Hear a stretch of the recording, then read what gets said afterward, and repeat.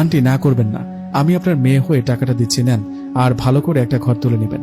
জান্নাতের এমন ব্যবহারে সে মহিলা ও তার মেয়ে জান্নাতকে জড়িয়ে ধরে কান্না করতে লাগলো।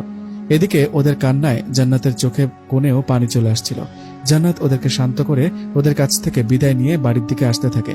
তখনই ফারাজ জিন মানুষের রূপে জান্নাতের সাথে হাঁটতে হাঁটতে জান্নাতকে বলে, বাহ, তুমি তো অনেক দয়ালু, তোমার মনে দেখি অন্যের জন্য অনেক মায়া। আমি আবার কি করলাম যে এই কথা বলছো? তুমি যে মহিলাটাকে টাকাগুলো দিলা, ওগুলো তো তোমার ফোন কেনার টাকা, তাই না? এখন ফোন কিনবা কি দিয়ে? এখন আর ফোন কিনবো না। আসলে ওনাকে দেখে আমার এত মায়া হলো যে ফোন কেনার পুরো টাকাটা ওনাকে দিয়ে আসলাম। ওনার থাকার মতো ভালো একটা ঘর নেই। তুমি বলো, ওনাকে দেখে কার না মায়া হবে? সেটা ঠিক। তোমার এই সততা ও অন্যের জন্য মায়া দেখে আমি খুব খুশি হয়েছি। বিষয়টা খুবই ভালো লেগেছে। আমি তো কিছুই করিনি, সব তো তুমি করেছ। তুমি ওই মহিলার মেয়ের সাথে থাকা খারাপ জিনটাকে তাড়িয়ে দিলা, উপকার করলা তুমি, কিন্তু প্রশংসা পেলাম আমি। এটা তো ঠিক হলো না। তোমাকে ছাড়া তো উপকার করতে পারতাম না, তাই না? আচ্ছা, একটা কথা বলো। কি কথা? আমার দিকে তাকিয়ে বলো। তাকালাম। আমাকে তোমার কেমন লাগে? যাহ, আমার শরম করে বলতে পারবো না। জিন বলল, আমাকে দেখে তোমার প্রেম করতে ইচ্ছা করে না? ভাল লাগে না আমাকে? সত্যি বলতে তোমাকে কদিন ধরে দেখি, কথা বলি, কিন্তু এসব নিয়ে কখনো ভাবিনি। তুমি তো আমার মনের মধ্যে ভাবনা ঢুকাই দিলা। এখন কি হবে? যেটা হবার সেটাই হবে। মনের মধ্যে অন্য কিছু ঢুকিয়ে দিয়েছ। এখন তো তোমার সাথে কথা বলতে লজ্জা লাগছে। তোমাকে ভালোবাসবো, ভালো লাগবে, এসব কথা কখনো মাথায় আসেনি। এখন তো আসছে। হ্যাঁ, আসছে। আচ্ছা, আমাকে কি তোমার ভালো লাগে? তোমার মতো এতদিন আমিও তোমাকে নিয়ে এসব ভাবিনি, কিন্তু আজ তোমার সততা, অন্যের প্রতি ভালোবাসা ও মায়া দেখে তোমাকে আমার ভালো লাগতে শুরু করেছে। কথাটা বলে জিন বাতাসে মিলিয়ে গেল। জিনের এমন রোমান্টিক কথায় জান্নাত হা হয়ে কিছুক্ষণ দাঁড়িয়ে রইল। তাহলে আমাকে ওর ভালো লাগে ভাবতে ভাবতে বাড়ির দিকে যেতে লাগলো জান্নাত। বাড়িতে যাওয়ার পর জান্নাতের বাবা জান্নাতকে বলল, কোথায় গিয়েছিলে? বান্ধবীর বাড়িতে গিয়েছিলাম বাবা। বান্ধবীর বাড়িতে গিয়েছিলি নাকি কারো বাড়িতে কবিরাজি করতে গিয়েছিলি? এসব কি শুরু করলি তুই? তুই কি এখনো ছোট আছিস বলতো? বড় হয়েছিস, তোর বিয়ে দিতে হবে, তাই এসব উল্টোপাল্টা কথা যেন আর কারো মুখের থেকে না শুনি। কথাটা বলে জান্নাতের বাবা বাইরে গেল।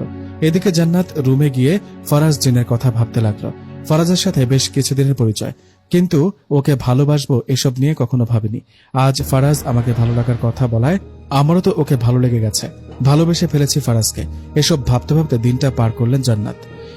দিন পেরিয়ে রাত হতে জান্নাত চলে গেল বাগানে কাঁঠাল গাছটার কাছে। সেখানে গিয়ে জান্নাত বলল, ফরাজ, কোথায় তুমি? এই ফরাজ, ওই ভূত, সামনে আসো। কি হলো? আমাকে পাগল করে সামনে আসছো না কেন? ফরাজ, ওই বয়ফ্রেন্ড। জান্নাত, আমি এদিকে, তোমার পেছনে। পেছনে তাকাও। জিনের কথা জান্নাত পেছনে তাকাতে ভয়ে একটা চিৎকার দিয়ে জ্ঞান হারিয়ে ফেলল। জান্নাতের জ্ঞান হারানোর একটু পর ফরাজ জিন বলল, জান্নাত, এই চোখ খুলো। জান্নাত, কি হয়েছে তোমার? জিনের ডাকে বেশ কিছুক্ষণ পর জান্নাতের জ্ঞান ফিরতে জান্নাত জিনকে জড়িয়ে ধরে বলে, ফরাজ, আমি ভয় পেয়েছি। খুব ভয়ঙ্কর জিনকে দেখে জ্ঞান হারিয়ে ফেলেছি। আরে বাবা, ওটা তো আমিই ছিলাম। আমি মজা করে ভয়ঙ্কর রূপে এসেছি। দেখতে চাইলাম তুমি কতটা সাহসী, কিন্তু তুমি তো ভয়ে জ্ঞান হারিয়ে ফেললা। সত্যি তুমি ওটা ছিলা? দুষ্টু, জানো কতটা ভয় পেয়েছিলাম। যাও, তোমার সাথে কথা নাই। বাবা, এতটা অভিমান! আমার সাথে কথা বলার জন্য তো দেখা করতে আসছো, তাই না? হ্যাঁ, তা আসছি, কিন্তু এখন আর কথা বলবো না, চলে যাচ্ছি। কোথায় যাবা? তুমি কোথায় আছো দেখো একবার। আরে ঠিকই তো, এটা তো খেয়াল করিনি। আমি কোথায়? এটা কোন জায়গা? ওই ভূত, আমাকে কোথায় নিয়ে আসছো? পাহাড়ের উপর। জায়গাটা বেশ ভালো লাগে। এখান থেকে চাঁদটা কত সুন্দর লাগে দেখো। কিন্তু আমার তো ভয় করছে, আমাকে রেখে আসো। একটু থাকো, তারপর রেখে আসবো, ভয় পেও না। আচ্ছা জান্নাত, আমি তো বলে দিয়েছি তোমাকে আমার ভালো লাগার কথা। তুমি তো বললে না আমাকে ভালো লাগে কিনা। ভালো লাগে, তাই তো রাত করে তোমার কাছে ছুটে আসি। সারাদিন তোমার কথা ভাবছি, ভালোবেসে ফেলেছি তোমাকে। এখন কি হবে? এখন কি হবে মানে? দুজন দুজনকে ভালোবাসবো। দুজন দুজনকে ভালোবাসবো বললে কি হবে? তুমি কি আর আমি কি দুজন আলাদা জাতি? তোমার পরিবার না আমাকে মেনে নিবে, না আমার পরিবার তোমাকে। ওসব পরে দেখা যাবে, ওসব এখন ভেবো না তো। আচ্ছা ঠিক আছে, আমাকে বাড়িতে কখন রেখে আসবা? রেখে আসবো, তার আগে চোখ বন্ধ করো, তোমাকে একটা জিনিস দেব। তাই নাকি? কি দিবা? আচ্ছা, চোখ বন্ধ করলাম, দাও। এবার চোখ খোলো, এটা তোমার, নাও। আরে, এটা তো ফোন। ফোন তুমি কোথায় পেলে? জিন বলল, তোমার জন্য কিনে নিয়ে আসছি। তুমি ফোন কেনার টাকাগুলো ওই অসহায় মহিলাকে দিলে না, ওনার ঘর ওঠানোর জন্য। তোমার কাছে তো আর টাকা নাই, তাই এটা তোমাকে দিলাম। সেটা না হয় বুঝলাম, কিন্তু তুমি জিন হয়ে ফোন কিনলা কেমনে? টাকা পেলে কোথায়? দেখো জান্নাত, আমাদের মধ্যে অনেক জিন মানুষ রূপে তোমাদের হাটে, বাজারে, মিষ্টির দোকানে বা ফলের দোকানে যায় জিনিস কিনতে। আমাদের জিন জাতির কাছে কিছু সম্পদ থাকে, সোনা রূপা বা সোনার মোহর ইত্যাদি অনেক কিছু। তো আমি ওগুলো বেচে মানুষ রূপে তোমার জন্য ফোন কিনে নিয়ে আসছি। ফোনটা ভীষণ সুন্দর। তুমি তো আমাকে ফোন দিলা, আমি তোমাকে কি দিই বলো? ভালোবাসা দিও, এতেই হবে। আর আমার কথা গোপন রাখবে, কখনো কেউ জানলে সমস্যা হবে। এখন চলো তোমাকে বাড়িতে রেখে আসি। কথাটা বলে জিন জান্নাতকে ওর বাড়িতে রেখে গেল। বাড়িতে আসার পর সবকিছু স্বাভাবিক, জান্নাত স্বাভাবিকভাবে ঘুমিয়ে পড়ল। এভাবে ফারাজ জিনের সাথে চলতে লাগলো জান্নাতের প্রেম। দুজনেই রোজ দেখা করত, কথা বলতো। এভাবে দুজনে ভালোবাসায় কেটে যায় 6টি মাস।